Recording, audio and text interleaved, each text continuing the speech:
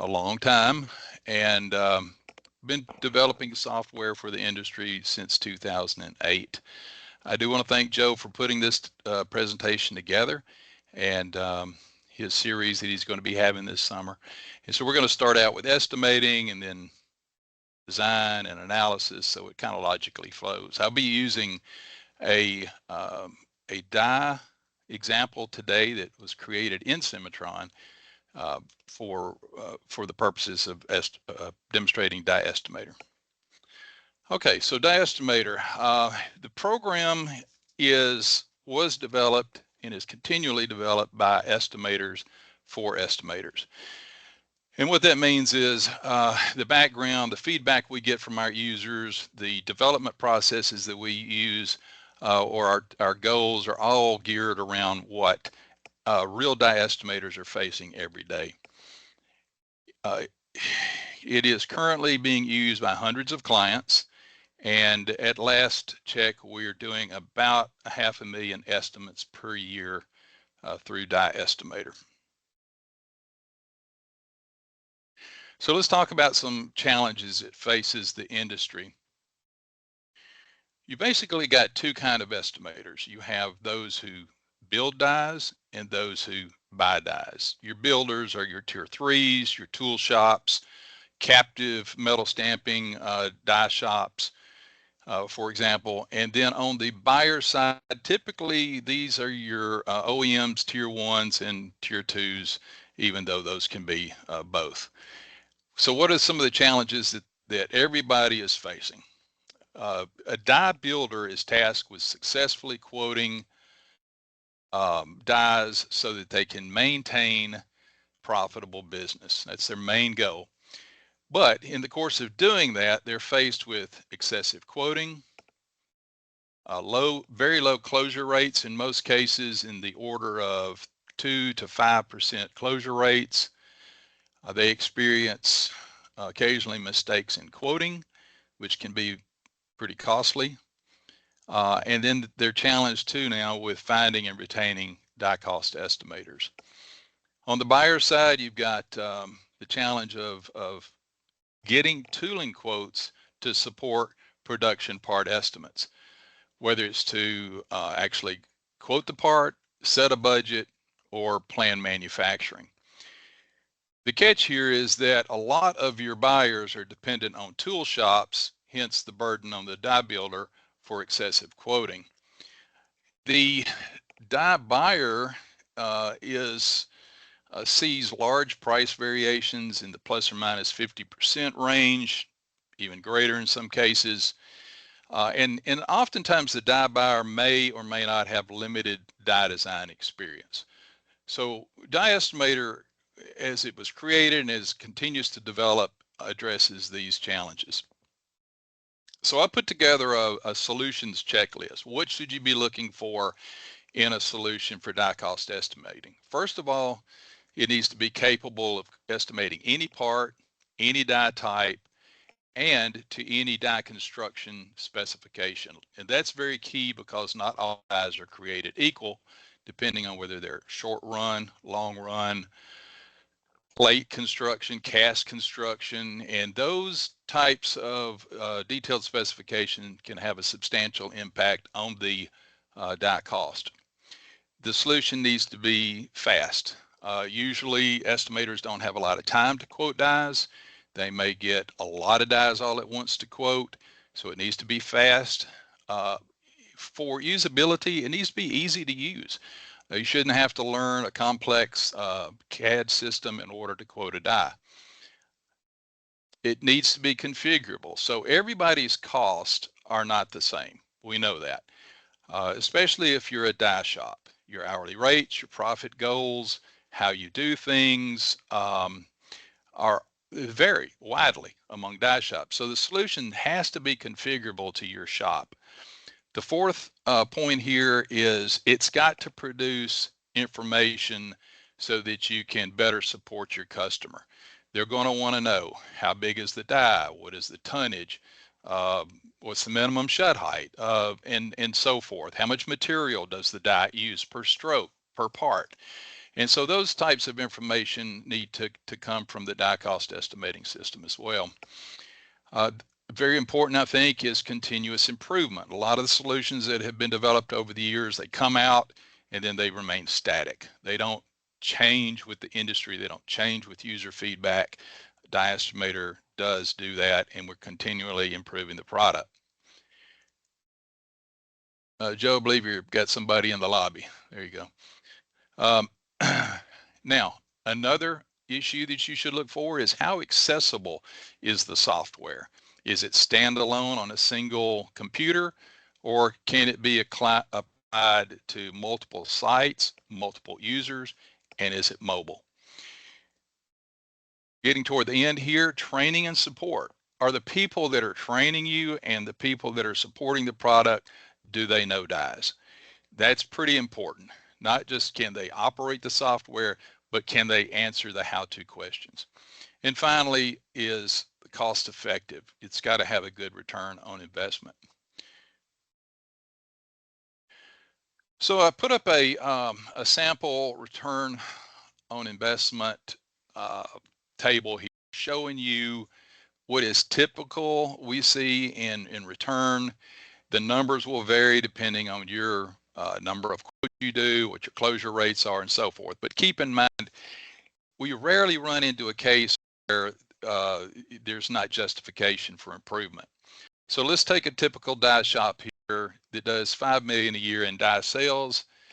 The average die price is $75,000. Now these are actual numbers. This number is from the National Tooling Machining Association.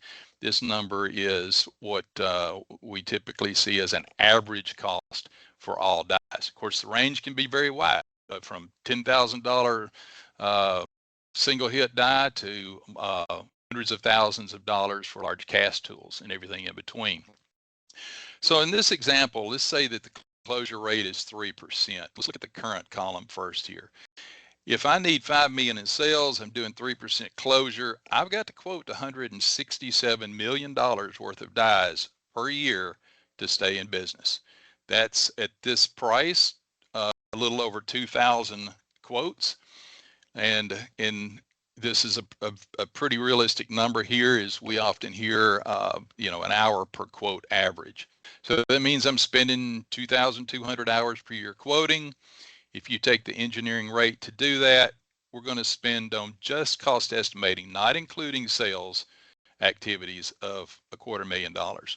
Now, what if we can improve the closure rate from, say, 3 to 5%? That's going to make a substantial improvement in our estimating activity. Now our quote values drop to 100 million.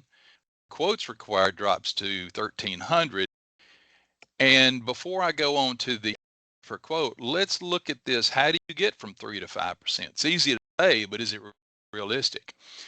Well, the more accurate your quotes are and the faster you respond, the more quotes you will close. I will add to this that closure rate also has a lot to do with the relationship with the buyer. But if you're not in the ballpark with your price to begin with, you're probably going to be counted out. So this is a realistic goal to increase closure rates. Okay, let's get back here. Now, what if we can accelerate the quoting experience without sacrificing accuracy? Let's say we can drop that to a half hour per quote. Then our hours spent quoting in this example drops to 67 hours at $75 an hour. Now, how did we go from 120 to 75? With using a software that is very easy to use, you can emphasize process planning by the experienced estimator, and then hand off the task of pricing the die to a more entry-level person. So that's how you can effectively lower your hourly rate. Most people don't think about that, but if you have the right system in place, that can be done. So if you do that, you're looking at $200,000 per year savings. Now, that means that you can reallocate your talent to other more productive activities, because we all know die quoting is a non-productive activity. It's a necessary evil, but it doesn't put any money really to the bottom line. So spend a little bit of time there. I think it's important to consider these. You can use the numbers for your shop and see what the potential savings are for your shop. Again, this does not include savings due to fewer errors, and that's very important. Okay, so the example we're going to look at today is the brace. Is called a brace. It is 3mm thick HSLA grade 50 material. Give you some idea of the size of the part we're quoting today, 9.9 inches in the long direction, and or roughly 250 millimeters. Let's for this example, we're going to use 200,000 parts per year, which means we need a good quality tool. We're going to quote an A-class progressive die. And the strip layout here that's shown, this was developed in the Cimatron CAD environment. This strip can come from anywhere. It can come from SolidWorks, Autodesk products. It can come from Visi, really anywhere. I mean, it virtually can come. It can come from 2D CAD. It doesn't have to be 3D CAD. Okay, so to learn more about DieEstimator, you can go to our website at www.DieEstimator.com. And with that, I'm going to launch our estimating solution, DieEstimator. All right. Okay, so we've gone right into the application. When you land in DieEstimator, you're going to come into a page that shows your current estimating activity. These are the quotes that you're working on today.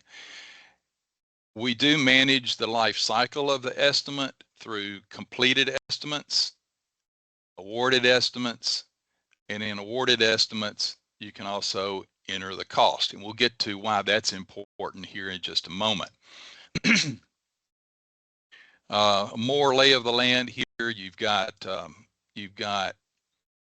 two main parts to the program: your estimating activity, which is where we are now, and settings. Settings control the output of the program.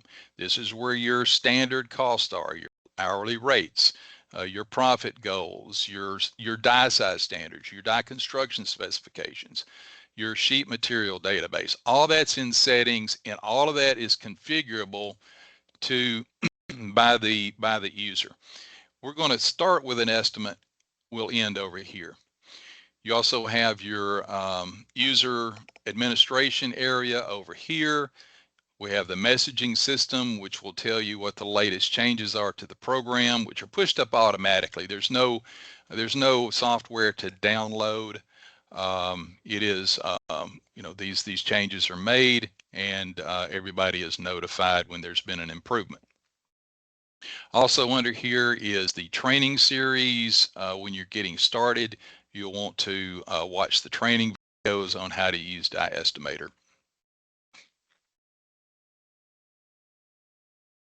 Okay, let's go into, let's create a new estimate for the part example that we're going to be doing today. You can see I've got a couple of here, a little simple die, a little more complex die. You can see here these are ready to be priced out and put over in the completed category, but I left them there just for an example.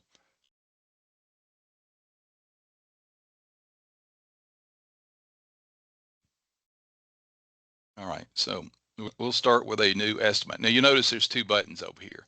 You can do a quick ballpark estimate, which is a single page estimating process that will get you to a price within about 1 minute from beginning to end. You can quote directly from the 3D model using the target estimate method, but we're going to show the long version here, which is this green button. So we'll create a new estimate.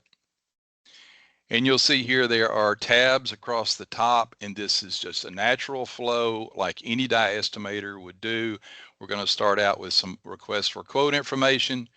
We're going to plan the die. We're going to apply a die construction specification.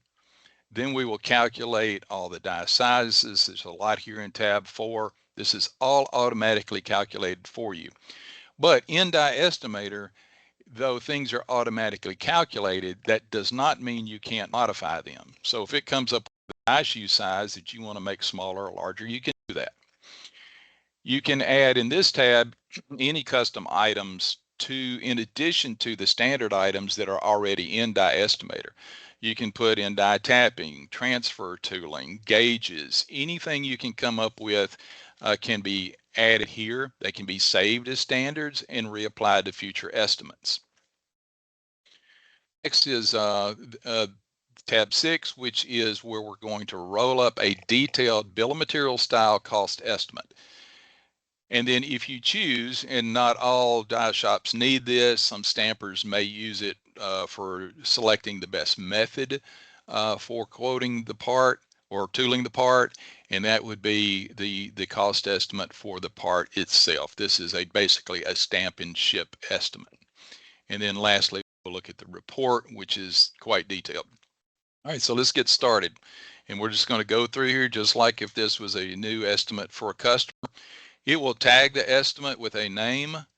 You can change this to a quote number if you want, depending on what your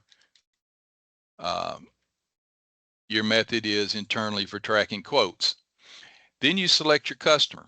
Now, anytime you see a drop-down list like this in Estimator, it can be added to typically. So, you know, if these are customers we've already quoted to. Of course, here these are demo customers. They're not real customers.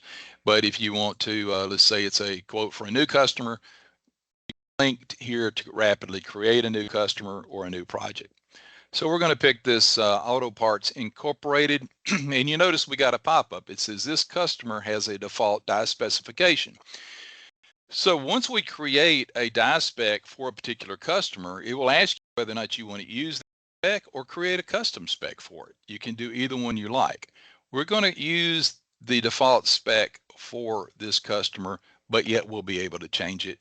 And it's really important, I think, to be able to modify each die specification according to the requirements of the project. Okay, so let's assign this to our project called demo. Of course, you can group dies by projects, which some people also call programs, and so that's available to you. It's going to tag with the estimator name, and then we'll put in our part name, your part number if you have one. I don't have one in this case. You can put in the revision number for the part here, or you can date stamp it so that you know to what level you are estimating. Next, we're going to pick our sheet material that the part's made out of. Again, that list can be modified over in settings as well. For reference, you can enter the number of parts per year that this die is expected to make. It's not a required field, it's reference only. Next thing is to select the type of die. Now, DieEstimator will quote any type of die, not just progressive. We do transfer dies, line dies, whether they're manually fed or cobot fed, or it could be tandem dies, one die per press. You can quote blank dies or compound dies where all the metal forming is done in the same station. So this is a progressive die example. We'll select that. I will mention that if you pick transfer, you have the option to do offline blanking or gang dies where you've got one station per die shoe. So let's go back to progressive. We'll move on to tab 2. All right, here we're going to bring in our model. And this is the part we'll be using today. And I'm going to also bring in the strip layout created in Cimatron. So I'll do that in 2D. You notice we have a 3D tab and a 2D tab. We're the only software that allows you to quote from PDF drawings or 3D CAD. So we'll go to 2D. We'll open that strip layout. Now this is an image file. The controls are very easy to use, very simple. If you can use any Microsoft product, you could use this. It's the controls on your mouse are very standard. And you can see here that we've got a you got this layout. Now I will tell you, I've seen this part laid out different ways. One designer has this as a 16 station die. This designer has a 12 station die. This would probably be a good time for me to point out that process is extremely important in die quoting. If you've got a bad process, typically you're going to have a bad die cost estimate. So the number of stations and what's happening in each of those stations is what is going to control the cost of this tool. So let's set the scale. Anytime you're dealing in 2D, these are dumb images. So we'll set the scale. Very easy to do this. Pick a dimension a known dimension. Zoom in here and go from there. You see my little line, and that sets a scale for this. Everything we measure off this strip now is going to be automatically scaled for us.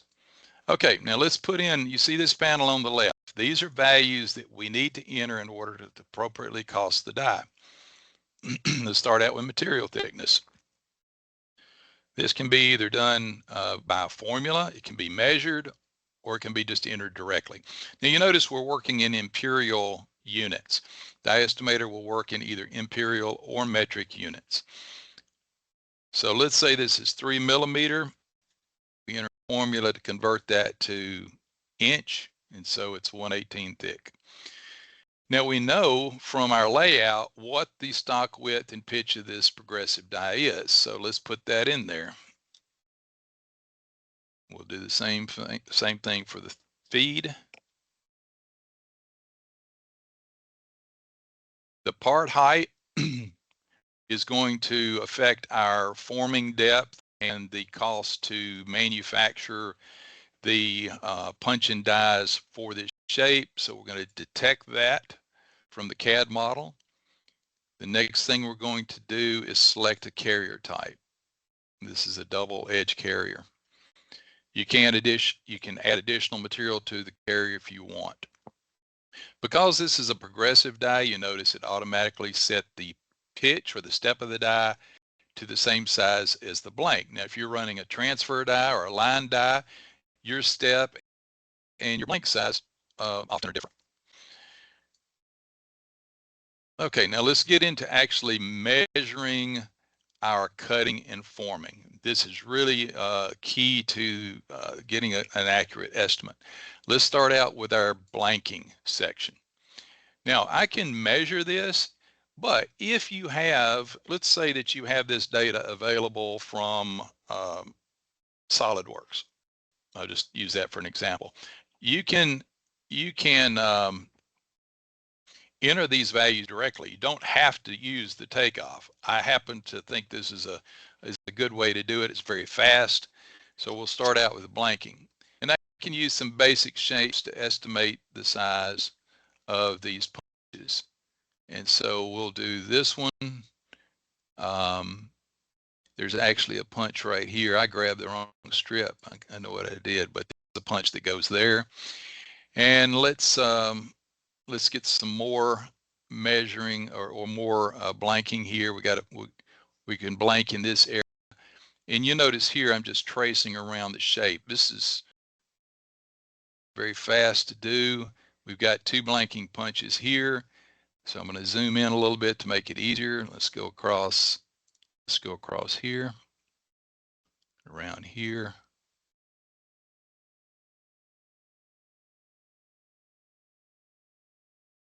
So as the estimator, you determine what gets done where. I got carried away there. Let's get rid of some of those. All right. Sorry. I think this is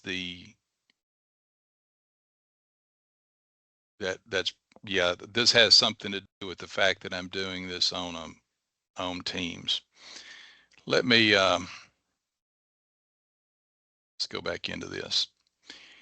Any work that you do doesn't have to be saved in the actual estimate. It saves it as you go. All right, let's get back over here. I apologize for that. All right, in order to move forward, what I'm going to do here is try that one more time. If I have an issue with this again, I'm going to do it a different way. All right, let's try this again.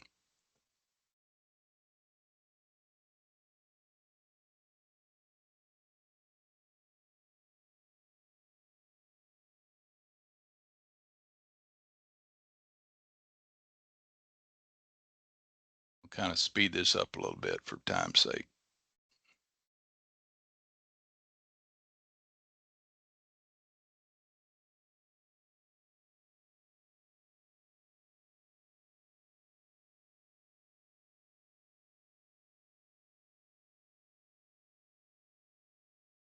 Kind of getting sloppy here, but we'll actually get pretty good numbers even by doing it fast. Okay, that worked. Now let's identify what we're going to do in the rest of these stations. This designer chose to do a preform in this station, actually a bend preform here, a shape form here, a draw here, another forming station here to get these sides. And this is a developed part, meaning that the perimeter shapes are not trimmed after forming. So let's capture these draws or crash forms, and I'll again use the tracing tool for that. All of this shape here is going to be crash formed. I can do this a different way. I can say this punch is this shape here for that. And you'll notice that when you're estimating, these numbers will come out very close. And as you learn how to use the program, you'll notice what you can and can't get by with. Remember, die estimating is a big part of it is speed. All right, let's move down here to our different metal forming. We've got some trimming down here at the end. I'll use this tool here for that punch, and for this punch, and for our scrap cutter here at the end. What else have we got going on in this die? We've got some punched holes. We have punched holes for the pilots, and then these holes could be punched before or after. They're shown in the strip here, but they will not change the cost of the tool if I put them in this station versus a later station. Just that's true of all estimating. What's important is to get the work into the die and get the die size correct. So we have some bending going on also. Remember, we had this pre-bend across here, and I have a pre-bend. No, I have a final bend on these tabs here.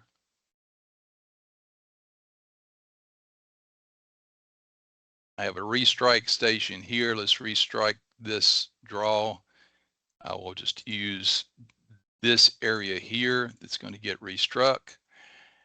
And that pretty much rounds it out. Any metal forming shape can be done in DieEstimator. You can do holes, extrusions, projections, coining, flattening, marking, whatever.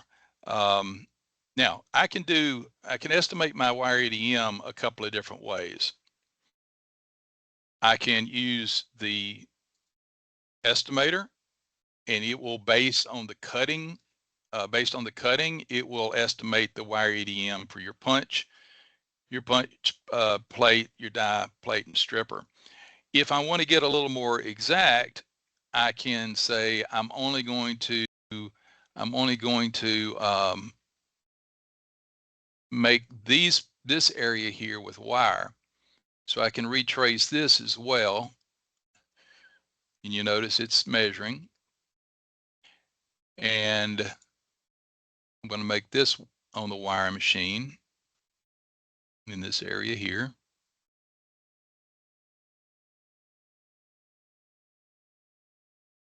And I'm going to do this punch with wire.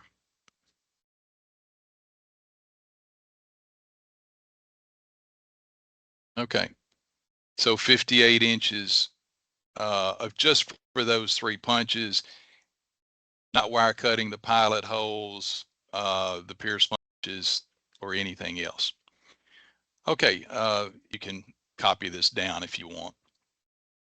If you have cams, you can apply cams, whether they be bumper box cams, die mounts, aerials, or other types of cams. Now let's get down to the station estimator. This strip was already created, so we know how many stations are in it. But let's say you're working off of a part or a partial strip. You can use the algorithm's built-in DieEstimator to estimate the number of stations. So it says total stations 13. If we count those, 1, 2, 3, 4, 5, 6, 7, 8, 9, 10, 11, 12 and a half. So that's pretty close.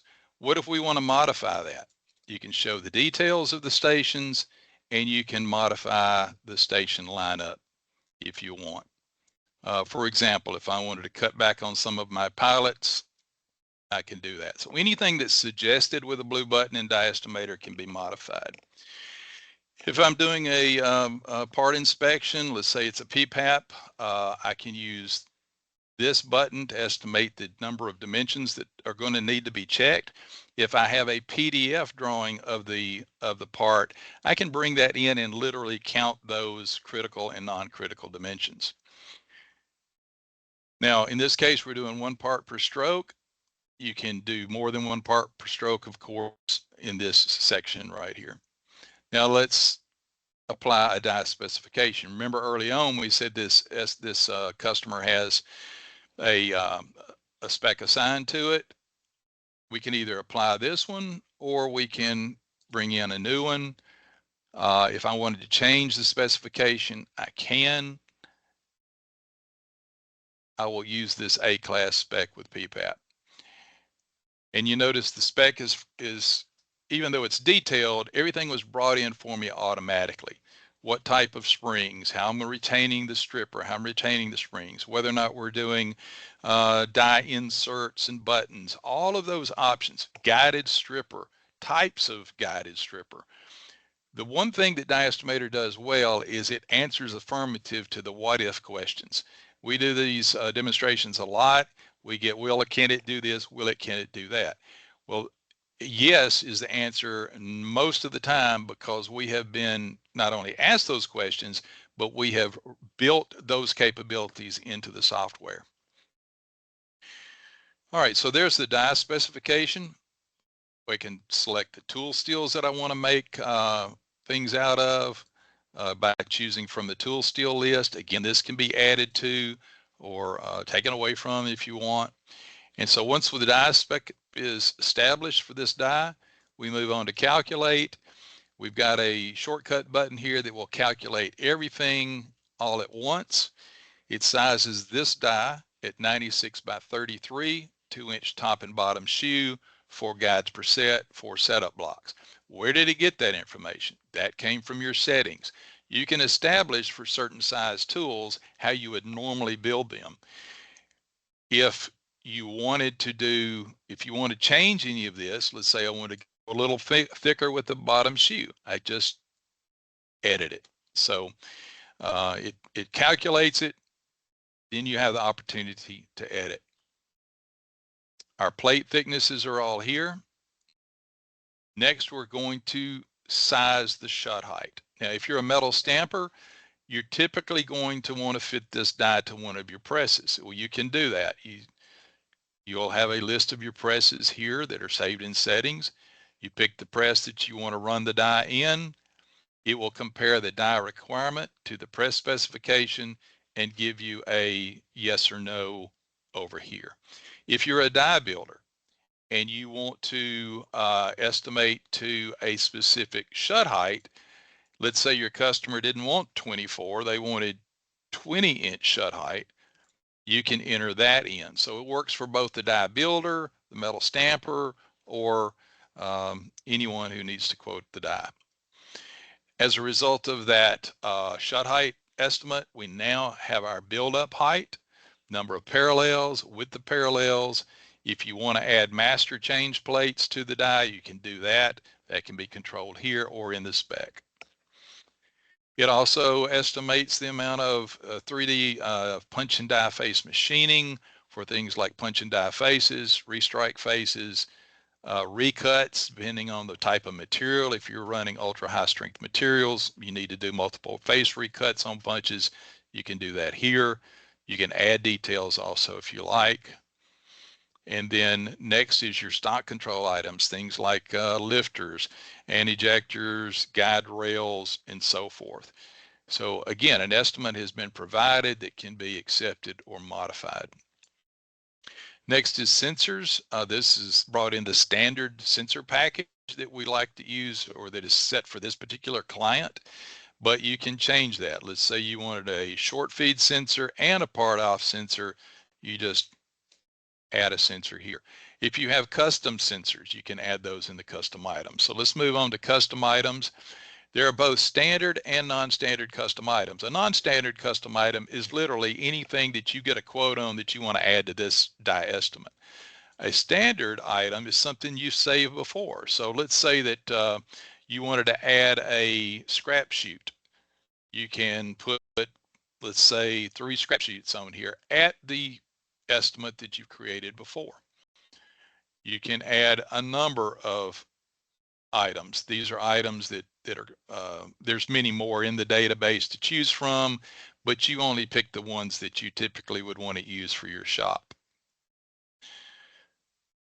Okay, let's move on. That's how custom items work. You can create new custom items on the fly, which is kind of nice, and come right back to this estimate.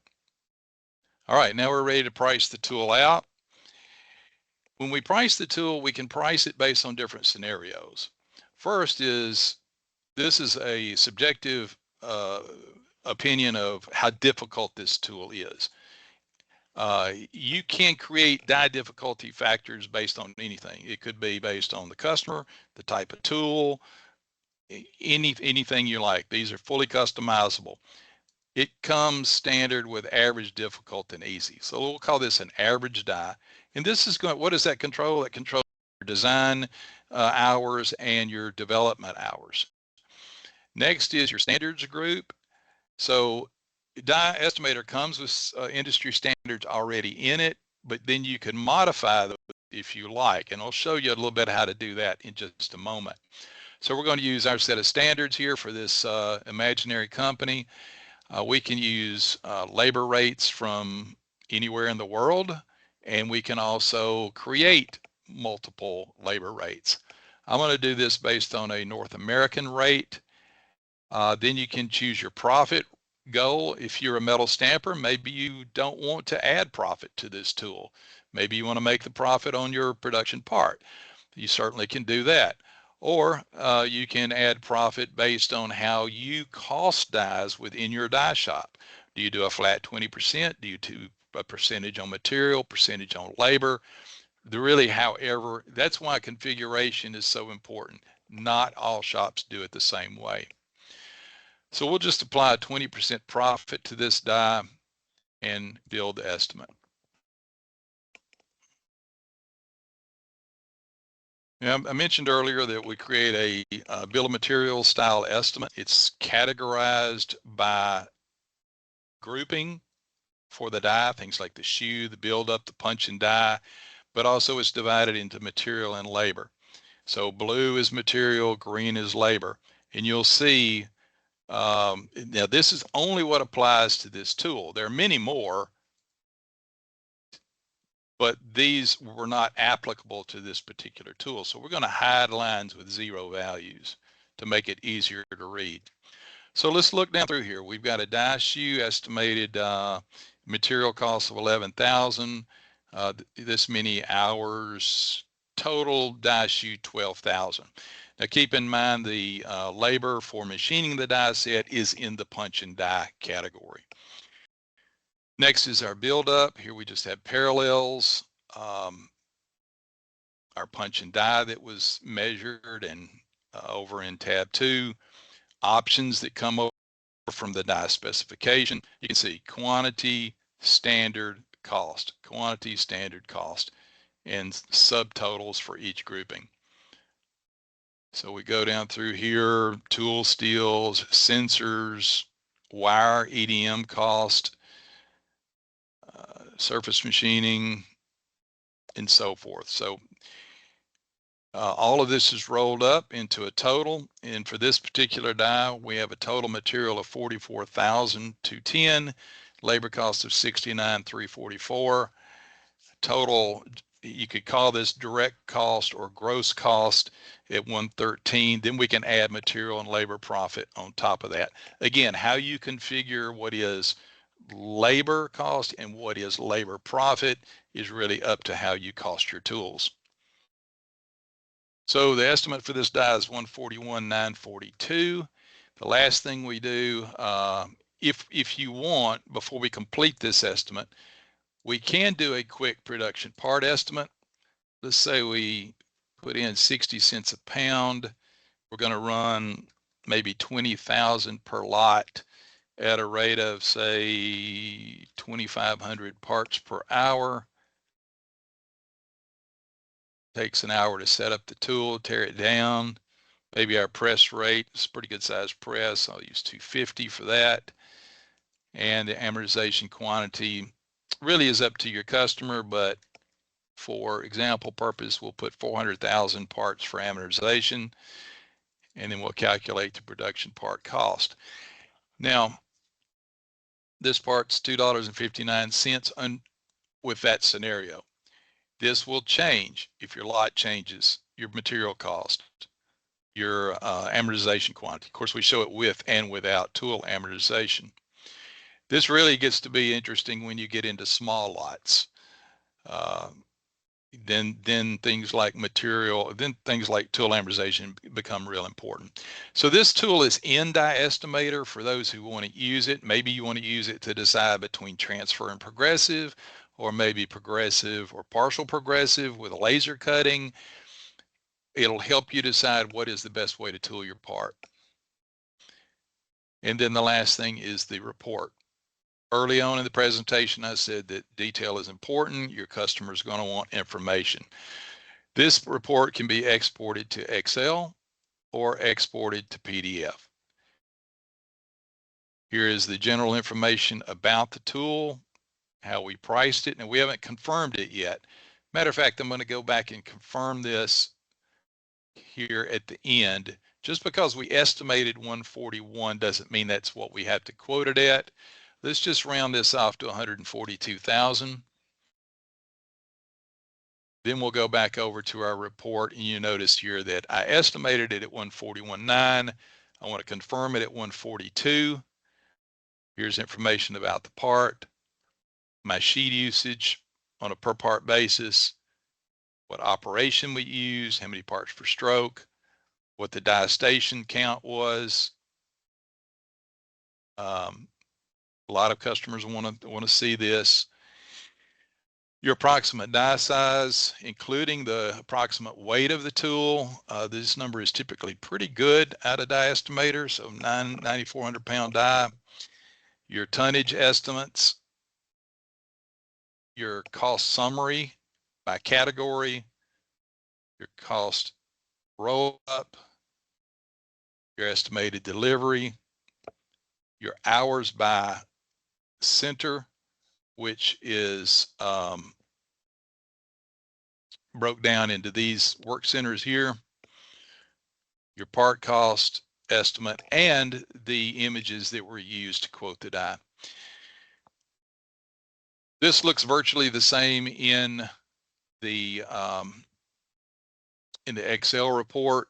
It's just formatted in Excel. We don't do CSV. It is an actual Excel spreadsheet, but it can be opened in other spreadsheet programs, whether you're using Google Sheets or OpenOffice or other applications. So that's the run through on DieEstimator, how you get through an estimate. Now, I took some extra time here to do a lot of explaining. Typically, you can go through this process pretty quick in about 15 minutes typically. I do want to jump over here to settings. Joe, are you getting any questions yet? Or are we going to save those for the end? Yes, I'd like to save those to the end. We still have, looks like 11 minutes. So if you want to touch upon your settings, and we can come back and Okay. open the session up for questions. Thank you. All right, very good. So as I said earlier, settings are key to configuring DieEstimator to produce estimates based on how you do things. And there are several places where you can control that. The main place is right here. It's your standard cost. Let's look at the die-estimating standards that come with the program. These have been created from industry average values that we have from some of our beta shops. So you're not having to start with a blank sheet of paper. We recommend that once you implement DieEstimator, that you quote about 10 dies based on tools you've actually built, where you know the actual cost. Then you can come back and you can modify DieEstimator so that DieEstimator matches more closely your actual performance. And that is not just a one-time thing. That should be an ongoing process in any estimating system, is to try to minimize your variance in cost so that you do a better job of predicting pricing. Other things that you can control, here's your die size standards. Now, I didn't touch on cast dies very much, but cast dies can be done as well. We have this schematic in here, so it's easier to understand what it is that these values mean. Most people are going to know. If you have any die design experience, you'll know, but we put that in there. You've got your shoe size standards, things like your guides, setup blocks, and so forth.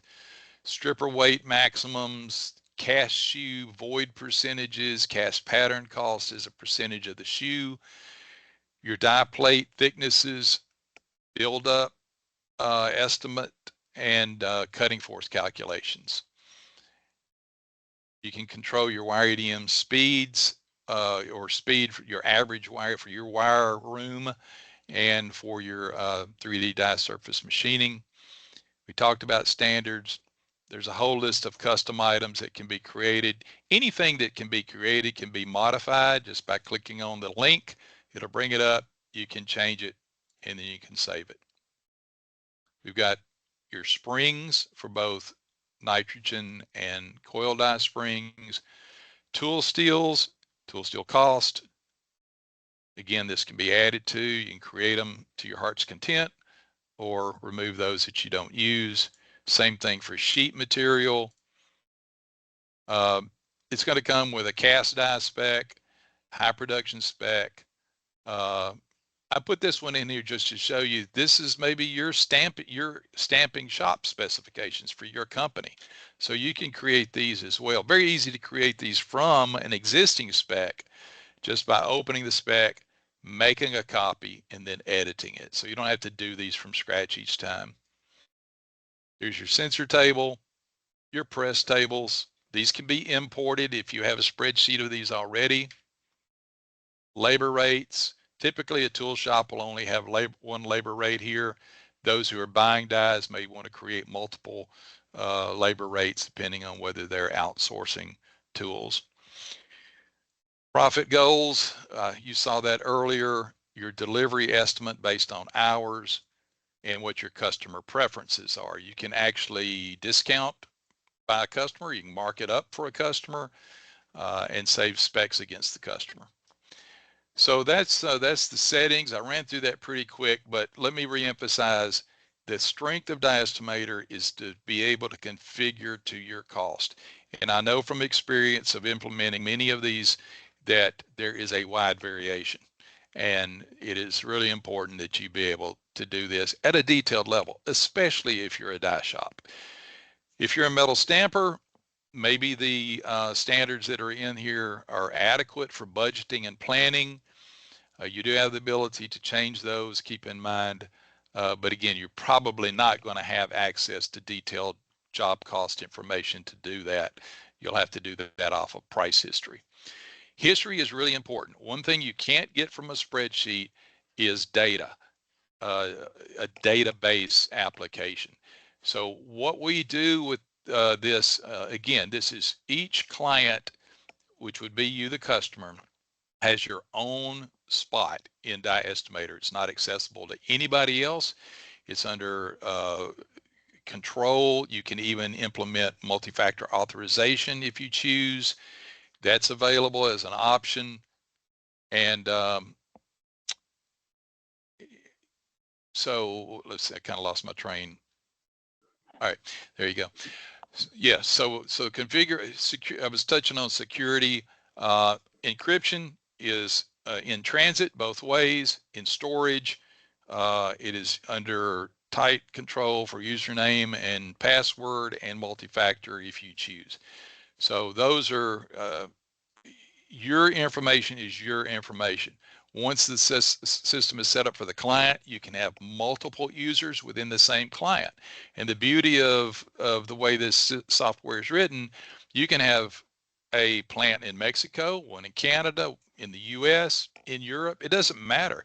Everybody can share the same standards for estimating tooling, or they can have individual tooling if you set them up as separate clients. So complete flexibility, very important. No other software does it to that level, and it's essential. If you go back to the bullet points I noted in your checklist, you've got to have fine calibration and capability. Nice. Okay, so Wonderful. Joe, I think that pretty much wraps Well, it up. I went through that pretty absolutely, fast, Jeff. but I don't think I missed anything. No, I think you really touched upon a lot of information, and for the last minute, because I do have a hard stop at 2, I want to keep each one of these sessions 1 hour. I want to not only make it informational but educational. And Jeff, I think you did a great job. And I think I'd like to open this up for any questions. For those who do have questions, I'd like you to feel free to unmute yourself at this time, and hopefully within the next 4 to 5 minutes we can answer some quick questions that could be meaningful to you or your organization.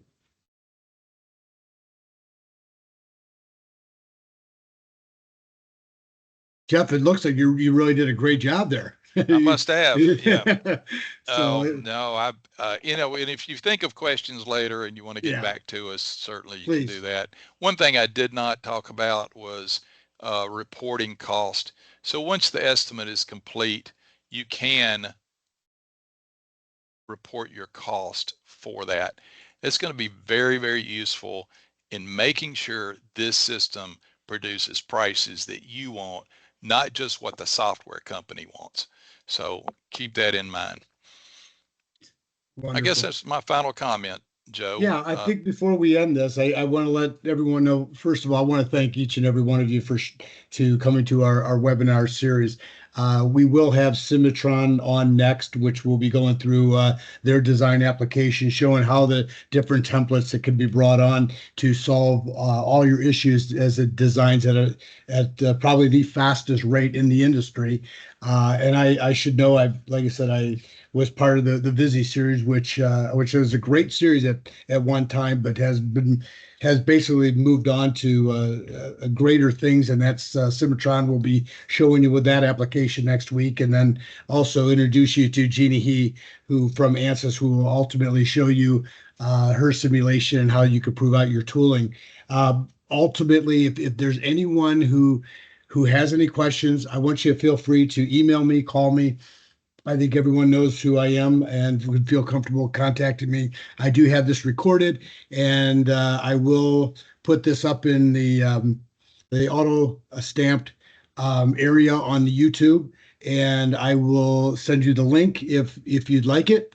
Please, again, email me and let me know you'd like a copy of that, and I will send you the link so that you can view it within your company or with others within your company to hopefully streamline and help you achieve your goals and become profitable in the industry as we're moving towards a very tough time, I think, in our industry. And it seems to get tougher and tougher. So, some automated systems like this can hopefully help you achieve your goals. And I think with that said, is there any other questions before we'll probably drop off 2 minutes here and go on with our day? But again, thank you again for attending, and I look forward to seeing you all next week. And again, if there's anything you need, feel free to give us a call. Thank you. Great. Thank you, everybody. Take care and have a good day. You too. Bye-bye. You too. Thanks. Thank you.